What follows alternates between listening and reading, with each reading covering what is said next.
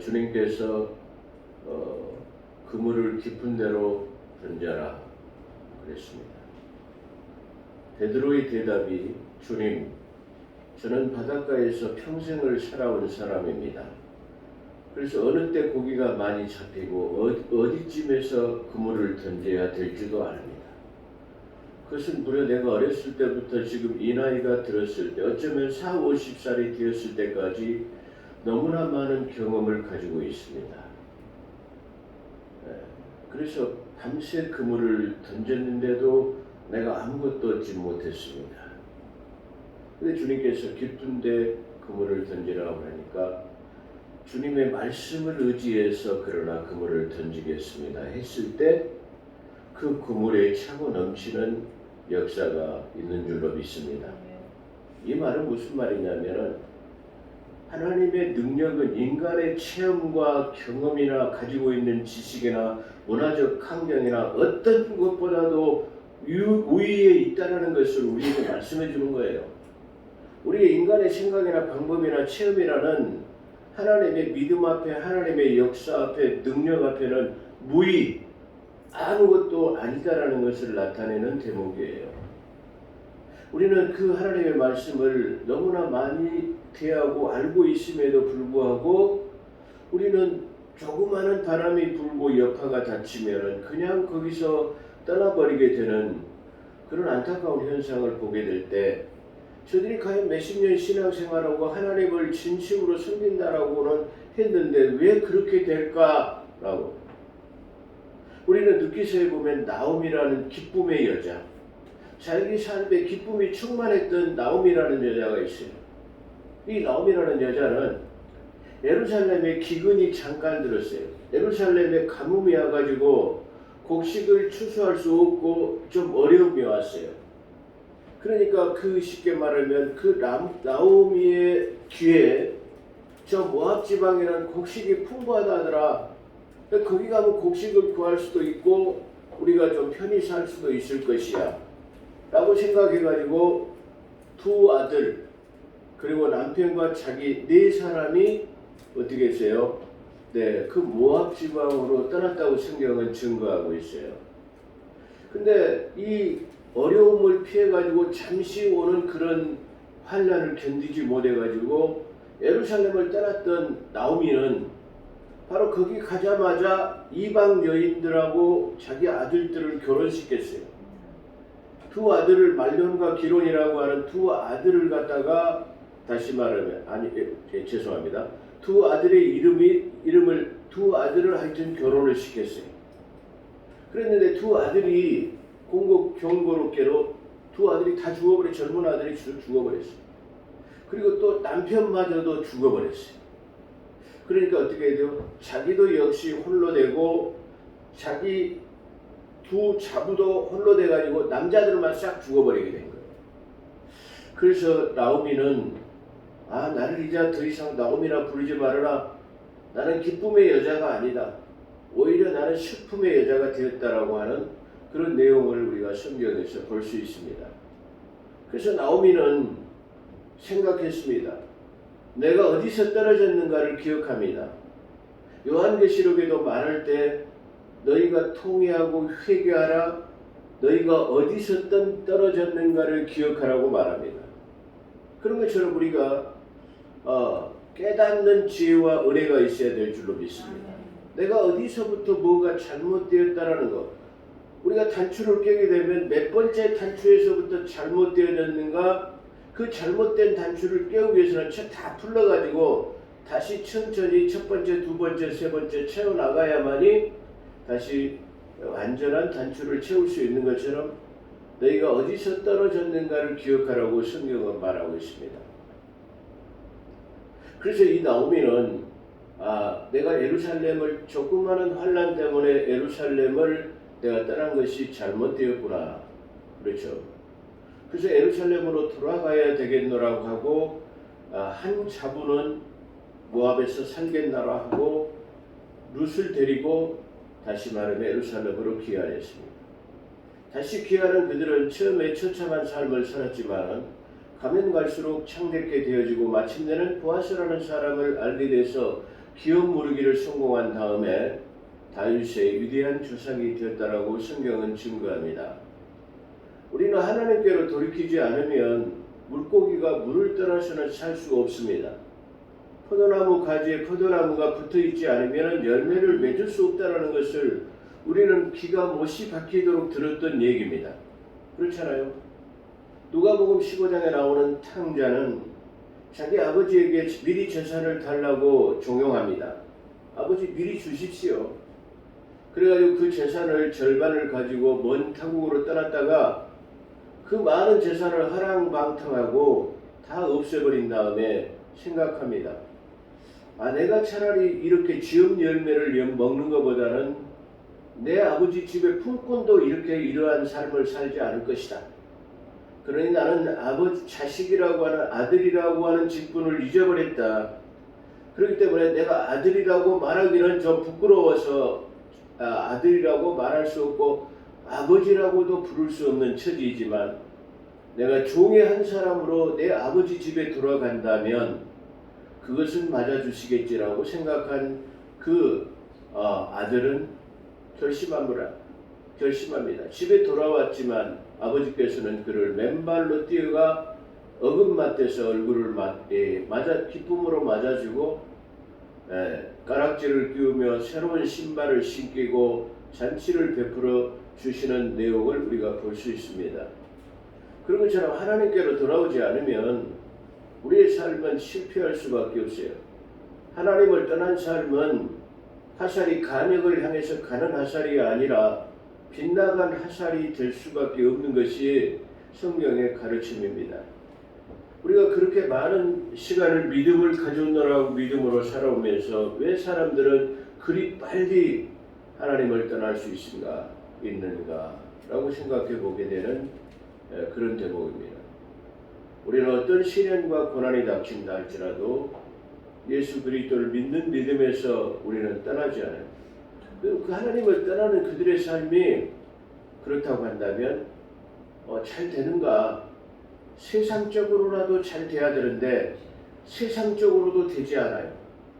믿음으로 영적으로도 되지 않는 것을 저는 20몇 년 동안 목회하면서 너무나 많은 사람들을 내가 보았습니다.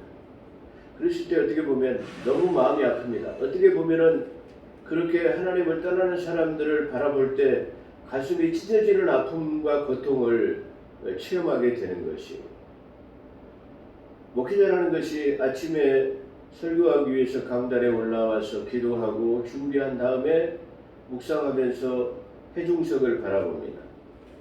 회중석을 바라볼 때 어떤 한 사람이 보이지 않으면 그 한 사람이 나오지 않을까 하는 그런 애통한 심령으로 무슨 일이 있었을까? 왜 안 나올까? 라는 그런 걱정과 우려 반 속에서 이렇게 회중석을 바라봅니다.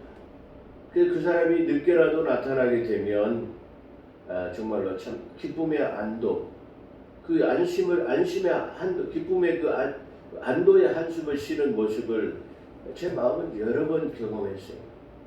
그게 바로 하나님의 마음인가? 시간이 곧 예배 시작의 시간이 다 되오는데 때로는 아니면은 우리가 예배는 이미 시작되어졌는데 혹시라도 버스가 늦었는가 아니면은 차가 좀 막혀서 그런가 조금 늦게라도 들어오겠지라고 생각해 보지만 들어오지 않을 때는 많은 근심과 걱정을 안게 되는 것이 어떤 목회자의 심정이 아닌가, 그게 예수 그리스도의 목자의 심정이 아닌가, 그렇게 생각을 해보게 됩니다. 오늘 말씀을 통해서 증거하고 귀한 은혜의 시간이 되어졌으면 좋겠습니다. 많은 사람들이 그 목회자라고 하는 분들 아니면 많은 성도들이 대부분 마태복음 24장에 나오는 마태복음 24장과 25장은 종말장이라고 하는 장입니다. 그래서 마태복음 24장에 나타나는 내용을 보게 되면 끝까지 견디는 자에게 구원을 얻으리라고 하는 마지막 구절이 있습니다. 그래서 많은 사람들이 끝까지 견뎌야 된다라고 말합니다. 물론 이 시대를 바라보면서 이렇게 하나님을 떠나는 사람들에게 해당되는 말이기도 할 것입니다. 그러나 우리가 종말론에 해당했을 때는 그 말이 좀 다르다라는 의미로 해석해야 될 것입니다.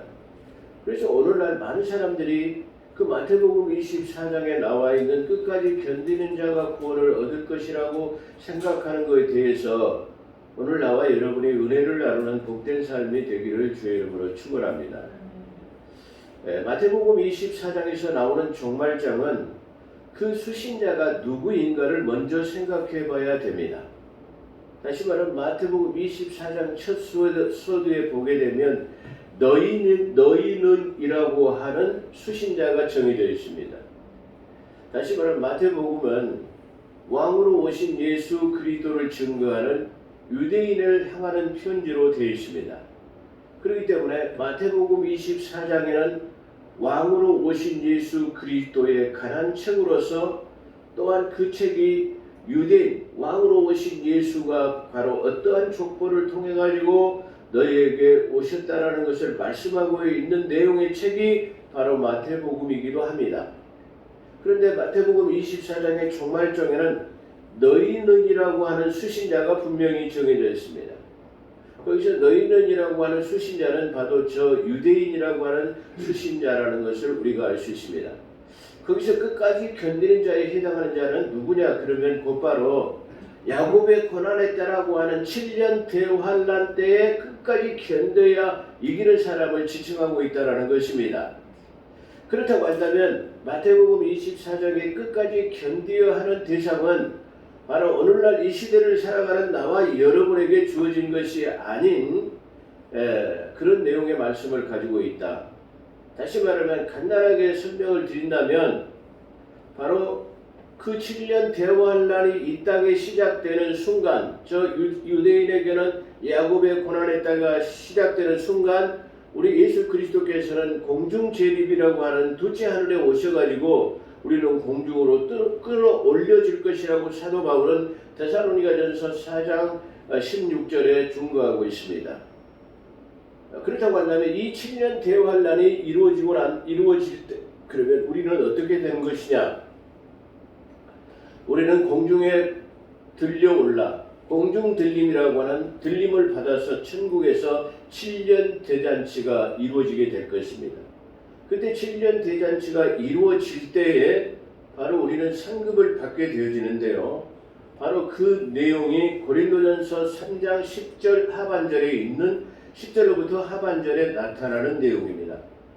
성경에서 두 가지의 심판석을 가지고 있는데 하나는 그리스도의 심판석이라고 하는 고린도전서 3장 10절에 나와 있는 그리스도의 심판석, 그리고 오늘 본문에 채택된 요한계시록에 나와 있는 흰보자 또는 백보자 심판이라고 하는 두 보자가 나타나 있습니다. 그렇다고 한다면 오늘 고린도전서에 나와 있는 그리스도의 심판석과 요한계시록에 나와 있는 백보자, 흰보자 심판은 어떻게 다른가라는 것을 먼저 말씀드린다고 한다면 바로 말 그대로 고린도전서에 나와 있는 심판석은 그리스도인들의 심판석이라고 하는데 이 심판석은 네가 잘못해가지고 지옥에 가냐 뭐 천국으로 갈 수 있느냐 그런 심판석이 아니라 모든 구원받은 그리스도인들이 하나님 앞에 가가지고 상급을 받는 날이에요. 요즘에는 초등학교에서 두드러지게 나타나는 현상이 무슨 현상인가 그러면 전에 저희들이 어렸을 때 초등학교를 다니게 되면 주로 우수상이 있고 뭐 개근상이 있고 무슨 여러 가지 선행상이 있고 뭐 여러 가지 상들이 있어요. 그래도 제일 공부를 못했어도 학교를 한 번도 빠지지 않고 가면은 뭘 받아요? 개근상은 받아요. 근데 요즘에 그 초등학교 졸업식에 가보면 놀랍게도 예를 들어서 졸업생이 한 30명 된다고 합시다. 초등학교 그 메이트 클래스가 한 40명 된다고 하면 40명이 전부 상급을 받아요. 개근상, 우수상, 뭐 선행상, 뭐 효자상, 뭐 기타 등등 봉사상 이렇게 가지고 전부가 받아요. 그래서 이건 좀 그래도 괜찮은 방법이다라고 생각해 보는 대목입니다. 그런 것처럼 마치 천국은 이와 같이 그리스도인들이 우리의 삶 속에서 하나님께 어떻게 헌신하고 우리의 신앙을 어떻게 지켰는가에 대한 것을 실험할 때가 온 때라고 말합니다. 그때 그래서 우리가 예수 그리스도를 믿으면서 그분에게 헌신했던 것을 상급으로 나타나게 돼가지고 그 상급을 주는 그 자리가 바로 고린도전서 3장에 나와 있는 그리스도의 심판석이에요. 그래서 이 심판석은 너희가 잘못했기 때문에 매를 때리고 어둠에 처하는 유래 처하는 것이 아닌 누구나 다 쉽게 말하면 그래 고생했어 수고했어 라고 쉽게 말하면 우리의 신앙생활을 격려하고 위로하고 상급을 받는 데 있다라는 것을 우리가 성경에서 볼 수 있습니다. 그렇기 때문에 여기 보게 되면 뭐라고 말씀하시냐면은 그리스도의 심판석 고린도전서 3장 10절 내게 주신 하나님의 은혜에 따라 내가 현명한 건축자같이 기초를 닦았더니 다른 사람이 그 위에 지으니라. 그러나 각 사람은 그 위에다 어떻게 지을지 주의해야 할 것이라. 이 닦아놓은 기초 외에 아무도 다른 기초를 놓을 수 없나니 이 기초는 예수 그리스도시라. 이제 누구든지 이 기초 위에다 금이나 은이나 보석이나 나무나 짚이나 그루터기로 자기가 그것을 지으면, 그렇죠? 우리 신앙을 예수 그리스도 타라고 하는 것에다가 우리의 신앙의 집을 짓는다는 뜻이에요. 그 집을 어떻게 지었느냐라고 말하는 것이에요. 그래서 각 사람이 임할 것이 나타나게 되리니 그날에 그것을 밝히시리라 그랬어요. 각 사람이 한 일에 대해서 그것이 나타나게 될 때가 있는데 그것이 언제 나타나느냐 그러면 그날이라고 하는 데이라는 말이에요. 그날은 그러면 어떨 때냐면은 그리스도의 재림 때 공중 재림하실 때 우리가 들림을 받아 올라갔을 때라고 말하고 있어요. 그날이라고 하는 데이 공중 재림하셨을 때 우리가 공중으로 끌어올라가 잔치가 배설되었을 때 우리는 상급을 받는 것이라고 지금 증거하고 있어요. 그래서 이 그리스도의 심판석이라고 하는 고린도전서 3장 10절 이하에 나타나는 모든 믿음의 사람들이 가서 그곳에 하나님 앞에 서게 되는데 그 심판은 바로 우리가 어떻게 기초를 닦고 어떻게 그 기초 위에 우리의 믿음을 지었는가를 우리가 나타내게 하는 것이다 그랬어요. 그래서 그 이하에 보게 되면 그렇죠. 보석으로나 그렇죠. 금이나 은이나 보석이나 나무나 짚으로 그루터기를 지으면 그 사람이 일한 것을 나타나게 되리니 그날에 그것을 밝힐 것이라. 이는 그것이 불로서 드러나고 또 그 불은 각 사람에게 일한 것이 어떤 종류인지를 시험할 것이기 때문이니라. 각 사람이 어떻게 일한 것인지를 그 불로 시험해가지고 지금 나타내게 한다. 만일 어떤 사람이 일한 것이 세운 그대로 있으면 그런 상급을 받을 것이요. 만일 어떤 사람이 일한 것이 불이 타버리면 그런 손해를 당하리니 그러나 그의 자신은 구원을 받게 되지만 그 불에 의해서인 것처럼 그렇게 되리라. 불같은 가운데서 너희가 구원을 얻게 될 것이다. 그렇기 때문에 여기서 이 심판석에서는 뭐예요? 만약 우리가 상급을 받지 못한다 할지라도 뭐예요? 구원에는 상관이 없다라는 것을 나타내고 있는 대목이에요. 그렇기 때문에 우리는 예수 그리스도가 나의 구주인 것을 내 마음속 깊은 곳으로부터 내가 영접하고 받아들였다면 나와 여러분은 영원한 곳으로 가게 될 줄로 믿습니다. 그 마태복음에 나타나는 24장에 나타나는 끝까지 견뎌야만이 구원의 대상이 되고 끝까지 견뎌야만이 상급을 받는 것이 아니다라는 것을 우리에게 나타나는 것입니다. 비록 하나님을 섬길 때 금으로 하지 못했다, 그 기초의 집을 금으로 짓지 못했다 할지라도 또 그 기초의 집을 갖다가 은으로 짓지를 못했다 할지라도 그것이 보석으로 집을 짓지 못했다 할지라도 다시 말하면 우리는 구원받는 데에 문제는 없다라는 것을 우리가 볼 수 있습니다. 그렇다고 한다면 이제 이 그리스도의 심판석에서 우리가 그러면 어떤 상을 받게 되냐는 것을 우리가 거에서 신서에 나타나게 되는데 첫 번째로 언젠가 이것에 대해서도 다시 한번 설명할 때가 있을 것이고 언젠가 한번 제가 몇 년 전에 이것을 한번 설교한 적이 있습니다만은 유튜브의 동영상에는 올리지 않았기 때문에 한번 다시 올릴 때가 있을 것으로 한번 생각해 봅니다. 그렇다고 한다면 이 그리스도의 심판석에서 받는 그 공력이 쉽게 말하면 없어지지 않는 것으로 나타나게 된다면 어떤 상급을 받게 될 것이냐? 데살로니가전서 2장 19절에 보면은 자랑의 면류관을 받게 될 것입니다. 그 다음에 두 번째로는 디모데후서 4장 8절에 보게 되면 의의 면류관을 받게 될 것입니다. 야고보서 1장 12절에 보면 생명의 면류관을 또 받게 될 것입니다. 고린도전서 9장 25절에는 썩지 않는 면류관을 받게 될 것입니다. 또한 베드로전서 5장 4절에 보면 영광의 면류관, 목자령이 되신 예수 그리스도께서 목양을 잘한 사람들에게 주는 내용이죠. 또 야고보서 1장 12절에 간단하게 말씀을 드린다면 생명의 면류관은 누구든지 예수 그리스도를 믿는 자에게 주어지는 상급인 줄로 믿습니다. 아멘. 그렇기 때문에 이 심판석에서는 이 5가지에 해당하는 모든 쉽게 말하면 면류관의 상급을 나와 여러분이 받게 될 줄로 믿습니다. 그렇다고 한다면 요한계시록에 나와 있는 오늘 본문에 나와 있는 요한계시록 20장 그렇죠? 한번 볼까요? 네. 참 재미있는 현상이죠. 누구나 성경을 그대로 믿지 못하기 때문에 이해하기가 어렵습니다. 그러나 성경을 있는 그대로 믿는다고 한다면 참 얼마나 재미있고 놀라운 사실이라는 것을 또한 알게 하는 그런 대목이기도 합니다. 그렇다고 한다면 이 요한계시록 20장 11절에서 15절에 보게 되면 이것을 큰 백보자 심판이라고 그렇게 말하죠. 자, 또 내가 큰 백보자와 그에 앉으신 분을 보니 그의 면전에서 땅과 하늘이 사라졌고 그들의 설 자리도 보이지 않더라. 또 내가 죽은 자들을 보니 작은 자나 큰 자나 하나님 앞에 서 있는데 책들이 펴져 있는데 또 다른 책에 펴져 있는데 그것이 생명의 책이라. 죽은 자들은 자기들의 행위에 따라 그 책들이 기록된 대로 심판을 받더라. 바다도 그 안에 있던 죽은 자들을 넘겨주고 또 사망과 지옥도 그들 안에 있던 죽은 자들을 넘겨주니 그들이 각자 자기들의 행위에 따라 심판을 받으며 사망과 지옥의 불못에 던져져 이것이 둘째 사망이라. 누구든지 생명책에 기록되지 않는 자는 불못에 던져지리라. 아멘.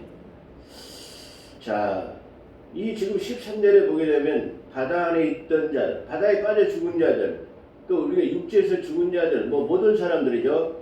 그래서 사망과 지옥에 있던 모든 사람들이 지금 어떻게 말하고 있죠? 그 모든 사람들이 다시 이 백보자 심판석에 서게 된다라는 거예요. 그러면 이 말은 무슨 말이냐면은 믿는 자나 믿지 않는 자나 영생을 한다는 거예요. 다시 말해 부활한다는 뜻이에요.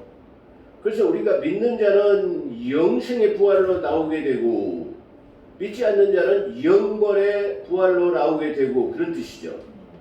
그래서 여기서 지금 죽었던 자, 사망으로 죽었던 자들이 다 다시 지금 부활해가지고 어디에 서고 있어요? 백보자 심판석에 줄을 서고 있다는 것이에요. 근데 여기서 더 중요한 것은 이 지금 사망에 넘겨졌던 다시 말하면 영원한 불못에 가기로 되어진 이 사람들이 뭐예요? 생명책에 기록되지 않았다라고 그렇게 증거하고 있습니다. 할렐루야. 자, 그러면 이걸 우리가 좀 더 생각해보고 재미있는 현상을 보게 되면 이 백보자 심판이 너무나 크고 큰 백보자 심판이 들었었어요. 그러면 아마 이 백보자 심판석에는 예수 그리스도와 그 판결문에 대해서 다시 말하면 이미 그들에게 선고되어진 그 내용은 다시 말하면 구형되어진 법률 용어로 한다면 구형되어진 그들을 다시 한번 그것이 사실인가 조사를 한 다음에 그 공소 사실을 다시 재확인한 다음에 이제 마지막 선고를 내리는 것이에요. 우리는 이것에 대해서도 저는 큰 은혜를 느꼈습니다. 왜 그러냐면 이미 저들은 심판을 받아서 지옥에 가 있다가 다시 말하면 부활한 다음에 둘째의 사망이라고 하는 영원한 불못으로 가기 위해서 이들은 다시 말하면 이 요한계시록에 의해서 나타난 말로 그대로 증거한다면 1000년 동안 무적행에 갇혀 있다가 잠깐 다시 살아났다가 영원한 불못으로 다시 죽게 되어지는 자를 말하고 있습니다. 할렐루야.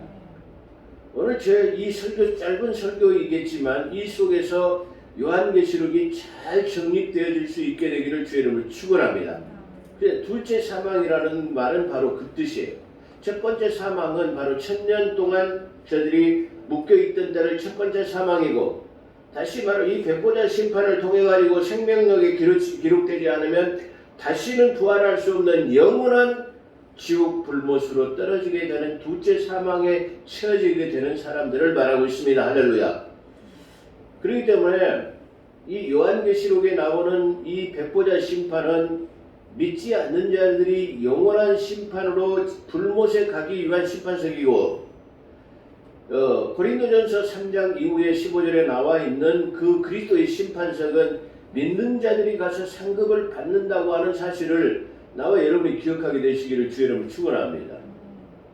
또 유튜브를 보시는 많은 사람들이 바로 마태복음에 나와 있는 끝까지 견디는 자의 구원이 무엇인가를 잘 깨달았으면 좋겠다라는 그런 생각을 한번 가져보게 하는 대목입니다. 여기서 참 재미있는 대목은 어떤 것이냐면은 또 내가 큰 백보자 여기서 또 내가라는 말은 여기서 또 내가는 누구냐면은 바로 사도 요한이라는 사람이 다시 말하면 어떤 그 장소의 들림을 받아가지고 미래의 세계를 지금 보고 있는 거예요. 옛날에 그 백투더 퓨처라고 하는 그 영화가 있어요. 과거와 미래와 현재를 왔다 갔다 하는 그런 내용의 영화인데요. 제가 본 지가 오래돼서 지금은 생각이 안 됩니다만은 제가 그 영화를 보면서 제가 쉽게 말하면 요한계시록을 한번 생각해 봤습니다. 참 요한계시록 성경을 참 재미있게 보려고 하면 성경은 마치 파노라마와 같은 책이에요. 파노라마. 하나님의 이야기 책을 갖다가 파노라마처럼 그렇게 기록되어 있어요. 다시 말하면 모세 오경은 모세는 자그마치 쉽게 말하면 저 출애굽 시대에 태어난 사람이에요. 그렇기 때문에 몇천 년 후에 아담으로부터의 몇천 년 후에 태어난 사람이에요. 그런데 하나님께서는 모세를 통해 가지고 뭘 기록하게 하시냐 그러면 창세기라고 하는 하나님의 태초의 이야기를 기록하고 있어요. 그럼 모세가 이것을 어떻게 기록했을 것인가 저는 그렇게 생각해봐요. 그렇기 때문에 모세는 바로 쉽게 말하면 과거로의 여행을 통해 가지고 먼 과거로의 에덴 동산으로 쉽게 말하면 여행을 간 거야.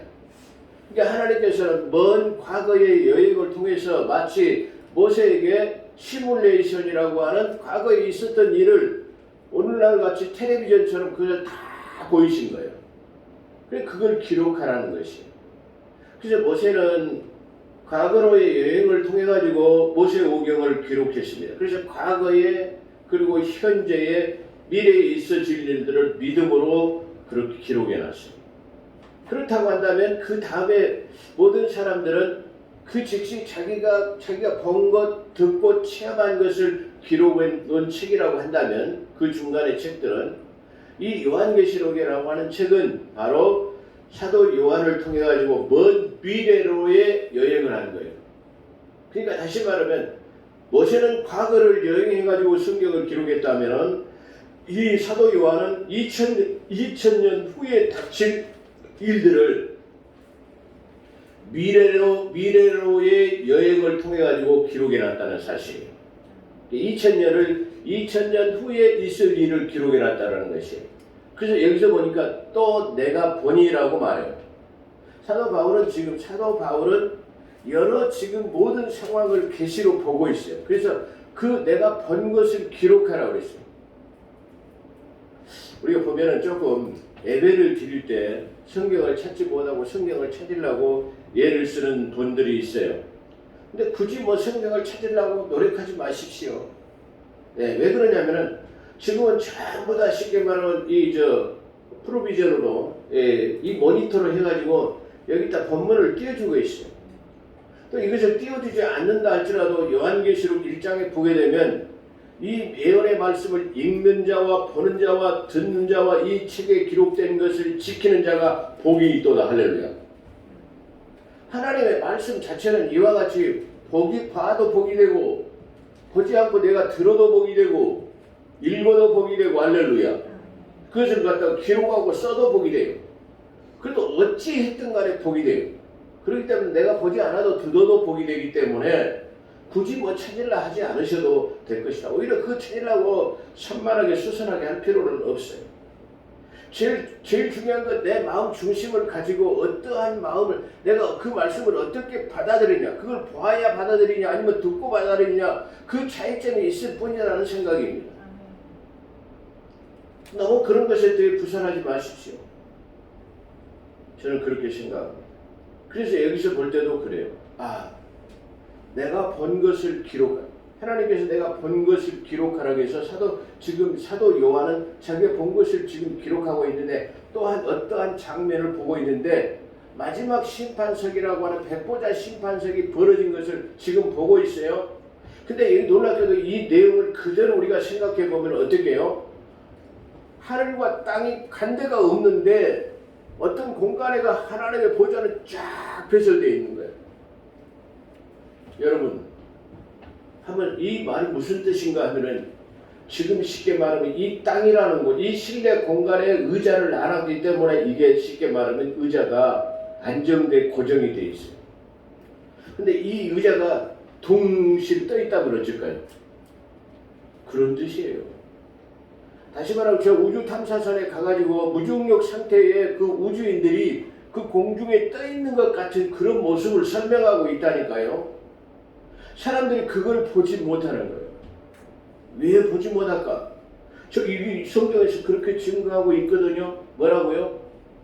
내가 보니 그 위에 앉으신 분을 보니 백보자라고 하는 심판석이라고 하는 심판석이 쫙 베풀어졌는데 거기에 하나님이 앉아 계시는 거예요. 그런데 그의 면전이라고. 그 면전이면 그의 얼굴 앞에 그런 뜻이에요. 땅과 하늘이 없어요. 온데간데가 없어요. 땅과 하늘이 없는 그런 공중에 떠있는 무중력 상태 같은 곳에 하나님의 보좌가 배설되어 있다는 사실이에요. 놀랍지 않습니까? 사람들은 왜 이걸 보지 못할까 그런 생각. 근데 지금 이때는 이미 쉽게 말하면 땅도 하늘도 체질이 풀어져서 전부 녹아 없어졌다고 말해요. 왜 그러냐면 이 땅이 없어져야 되기 때문에 다시 재창조할 수 있기 때문에 하늘도 역시 재창조할 수 있을 것이기 때문에 그래요. 그래서 있던 것을 전부 다 허물었어요. 그래서 이때 이 쉽게 말하면 지금 공간은 어떻게 보면은 창세기 1장 2절로 다시 돌아간 거예요.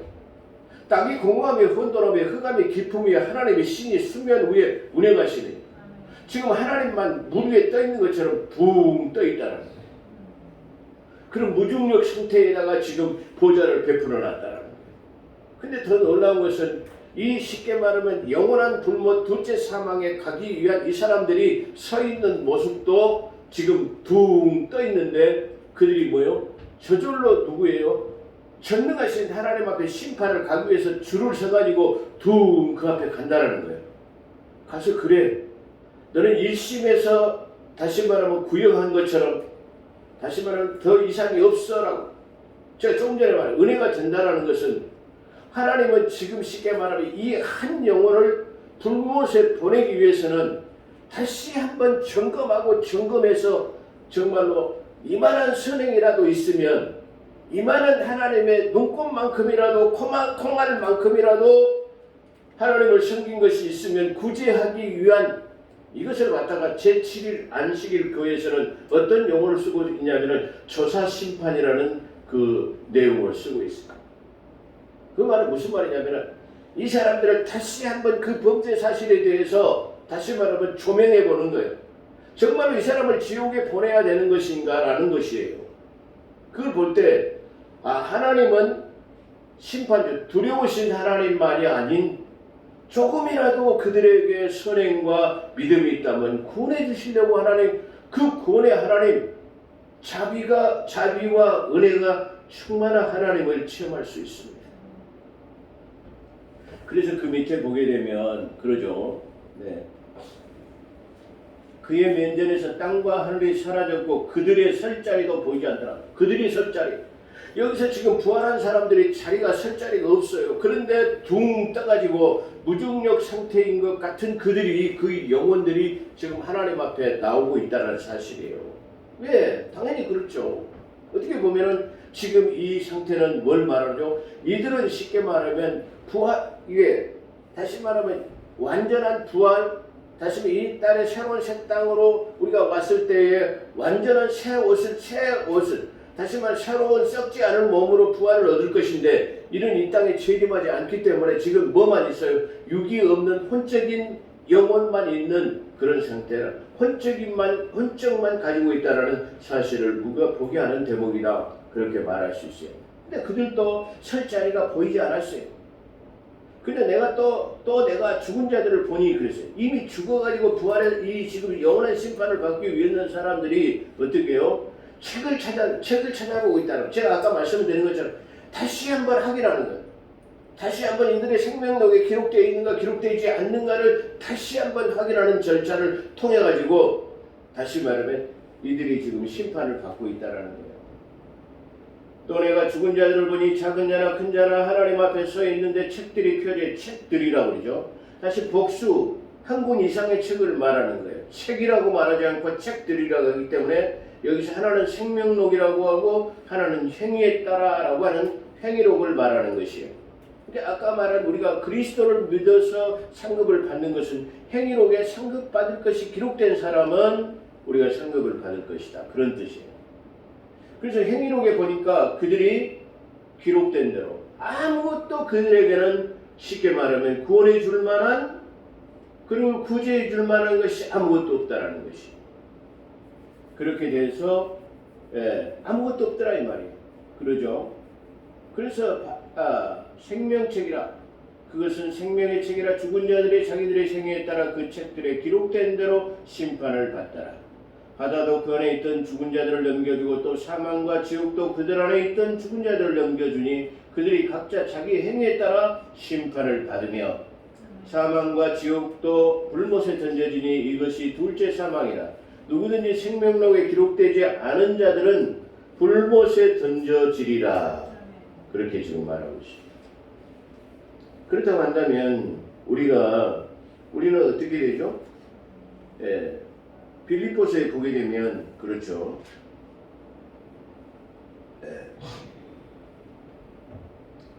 빌립보서 4장 3절에 보면은 또 참으로 나의 멍에를 같이 앉아 내게 구하노니 복음을 나와 함께 힘썼던 저 부녀들을 돕고 또한 클레멘도와 그 외에 나의 동역자들을 도왔던 그 이름들이 누구예요? 생명책에 있느니라. 이 말은 다시 말하면 교회 안에 있었던 모든 사람을 말하는 거예요.